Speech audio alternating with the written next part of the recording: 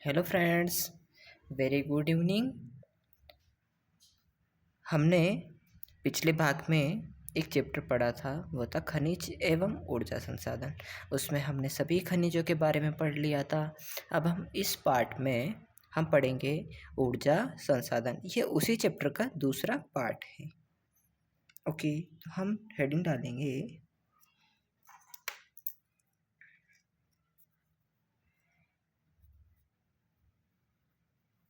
ऊर्जा संसाधन।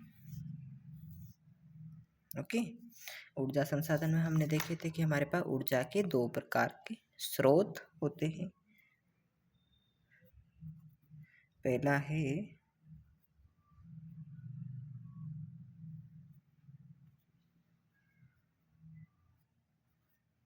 परंपरागत स्रोत। परंपरागत स्रोतों में हम देखेंगे हमारे पास आता है कोयला,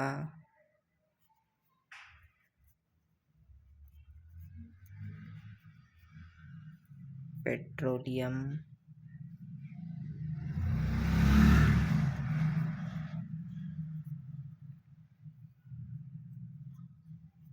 प्राकृतिक गैस और सबसे लास्ट में विद्युत। आप लिखते हुए चलेंगे साथ में मेरे। ओके, अब हम थोड़ा बहुत कोयले के बारे में देखेंगे। कोयला एक महत्वपूर्ण जीवाश्म ईंधन है। महत्वपूर्ण जीवाश्म ईंधन है। जीवाश्म ईंधन का मतलब जो जीवों से बना है, अर्थात लाखों करोड़ों वर्ष पूर्व जब पेड़ पौधे और विभिन्न जानवर पृथ्वी के नीचे दबे तो वो धीरे धीरे पृथ्वी के आंतरिक ताप से जलते गए, दबते गए, उन पर दाब लगा, ताप बढ़ा, इससे वह कोयले में परिवर्तित हो गए। ओके, इसलिए उन्हें जीवाश्म ईंधन कहा जाता है। यह उद्योगों एवं घरेलू उपयोग में काम लिया जाता है। हमें उद्योगों एवं घरों में ऊर्जा के लिए इसका उपयोग करते हैं। अब आप देखेंगे कि संपीड़न की मात्रा मतलब दबाव कितना पड़ा, उस आधार पर संपीड़न की मात्रा और गहराई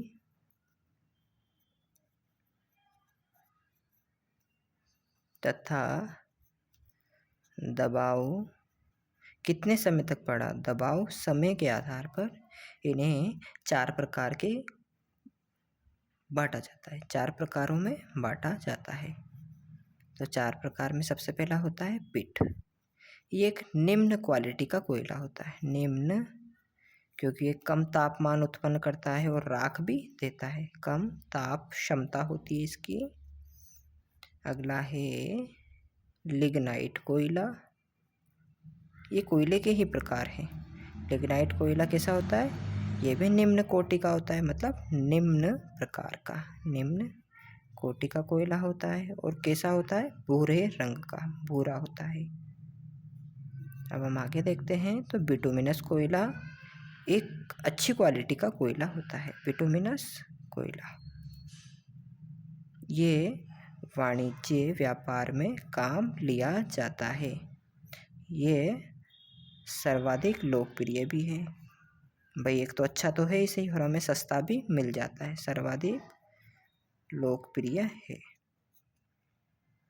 और सबसे लास्ट में आता है एंथ्रेसाइट कोयला। एंथ्रेसाइट सर्वोत्तम प्रकार का कोयला, जो सबसे अच्छा कोयला होता है वह है एंथ्रेसाइट कोयला।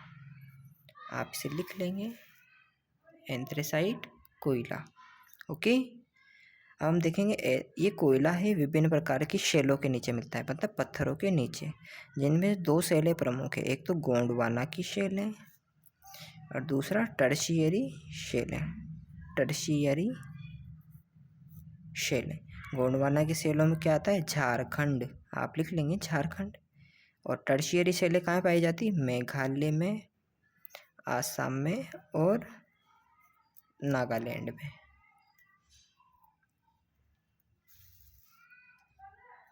अब हम चलते हैं पेट्रोल पर।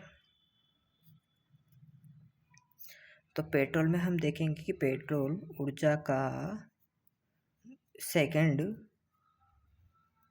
प्रमुख साधन है। ऊर्जा का दूसरा महत्वपूर्ण साधन है।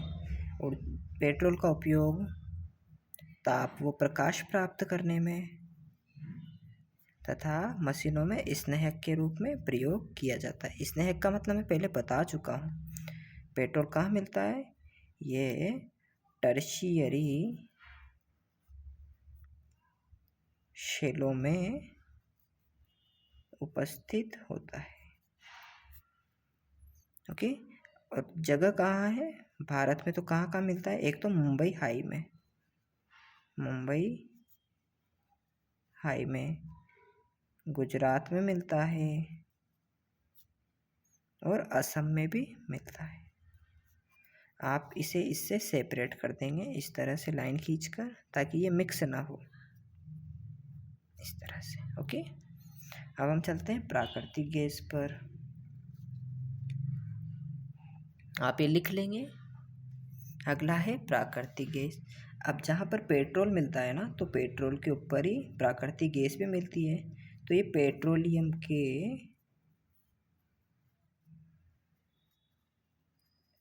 भंडार के साथ ही मिलती है। इसका उपयोग घरेलू और औद्योगिक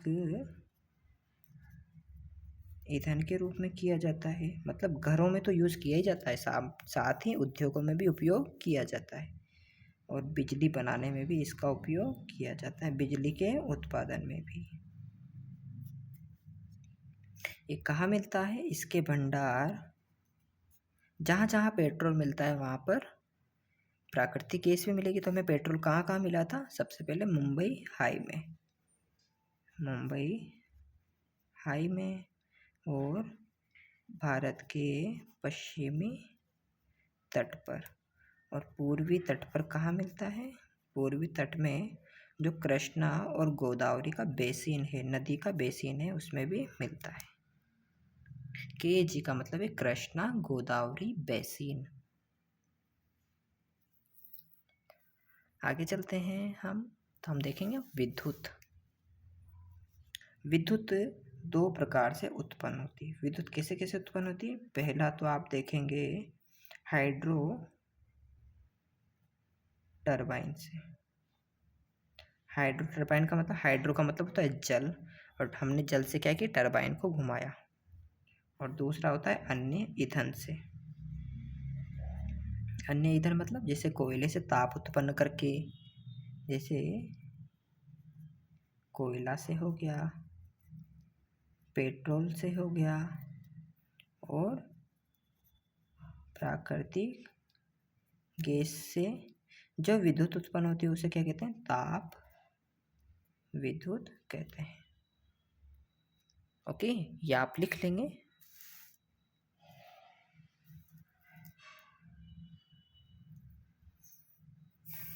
ये हमारे इस प्रकार होते हैं ऊर्जा के परंपरागत स्रोत। अब नीचे हेडिंग डालेंगे आप सभी, नीचे हेडिंग डालेंगे ऊर्जा के गैर परंपरागत स्रोत। गैर परंपरागत स्रोत। जब हम ऊर्जा के गैर परंपरागत स्रोतों की बात करते हैं,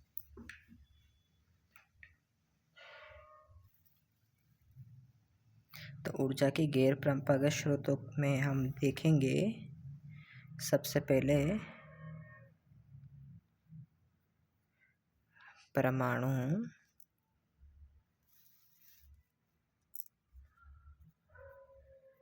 अथवा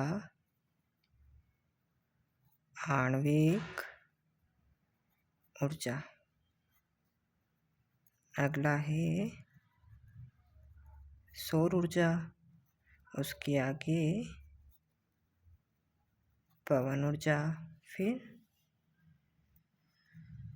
बायोगैस हो गई, अगला है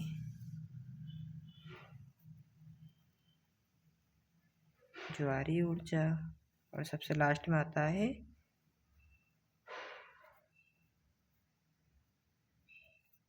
भूतापीय ऊर्जा। ओके, हम थोड़ा सा आगे चलेंगे अभी इनमें। तो परमाणु अथवा आणविक ऊर्जा में क्या आता है, ये है यूरेनियम और थोरियम, दो परमाणु होते हैं, उनसे उत्पन्न की जाती है। ये यूरेनियम और थोरियम कहाँ मिलते हैं, हमें राजस्थान में मिलते हैं, झारखंड में मिलते हैं, और केरल में एक रेत पाई जाती है, केरल की मोनोजाइट रेत में मिलते हैं। सौर ऊर्जा देखें तो सौर ऊर्जा कहाँ होगी, जहाँ सूरज की रोशनी वर्ष भर रहती है। कहाँ रहती है, उष्ण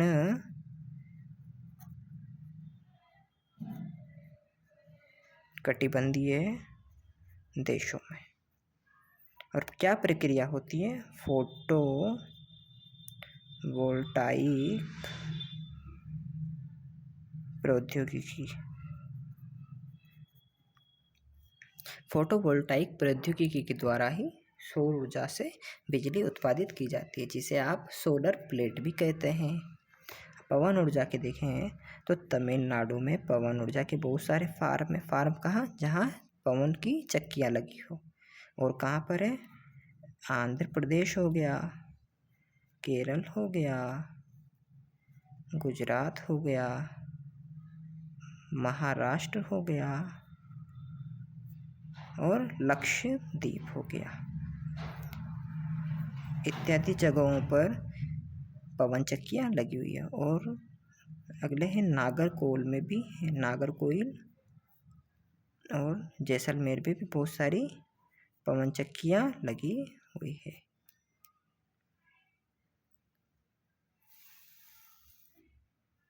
अब हम बायोगैस की बात करें तो बायोगैस कैसे बनती है। माना आपके घर में झाड़ियाँ उगी हुई है, आपने उनको काटा, ओके, और कुछ कृषि के अपशिष्ट मिले, जैसे गेहूँ निकालने के बाद भूसा बचता है, उसे गेहूँ अपशिष्टों, कृषि अपशिष्टों, पशुओं और मनुष्य के अपशिष्टों, पशु मतलब गाय का गोबर हो गया, और मनुष्य जनित अपशिष्ट से जो जैव पदार्थों का अपघटन होता है, जैविक पदार्थों का अपघटन से क्या बनाई जाती है, गोबर गैस के प्लांट लगाए जाते हैं। और ये क्या होता है, ये होता है पर्यावरण हितैषी, मतलब पर्यावरण में प्रदूषण नहीं होता है। ओके, थोड़ा सा आगे चलते हैं तो हम देखेंगे ज्वारीय ऊर्जा। ज्वारीय ऊर्जा कैसे बनती है, महासागरीय तरंगों से जो ऊर्जा बनाई जाती है उन्हें हम क्या कहते हैं, ज्वारीय ऊर्जा। तो कहाँ बनाई जाती है, ये बनाई जाती है खंबात की खाड़ी में, ओके, और कच्छ की खाड़ी में। और भूतापीय ऊर्जा जब हम देखें तो पृथ्वी के आंतरिक भाग से जो ताप निकलता है, पृथ्वी के आंतरिक भाग से प्राप्त ऊष्मा से जो ऊर्जा बनती है, जो विद्युत बनाई जाती है, उसे क्या कहते हैं, भूतापीय ऊर्जा कहते हैं। एग्जाम्पल में देखें तो हिमाचल प्रदेश में है एक मणिकरण, हिमाचल प्रदेश में मणिकरण क्षेत्र है, मणिकरण क्षेत्र है। और लद्दाख में है पूगा घाटी, वहाँ पर भूतापीय ऊर्जा निकलती है और उसका उपयोग विद्युत बनाने में किया जाता है। सबसे लास्ट में हमारा टॉपिक बचता है ऊर्जा संसाधनों का संरक्षण। हमें संसाधनों का संरक्षण क्यों करना चाहिए? तो हम देखेंगे ऊर्जा संसाधनों का संरक्षण क्यों करना चाहिए। पहला तो देखेंगे देश के आर्थिक विकास के लिए ऊर्जा आवश्यक है, मतलब आर्थिक विकास के लिए ऊर्जा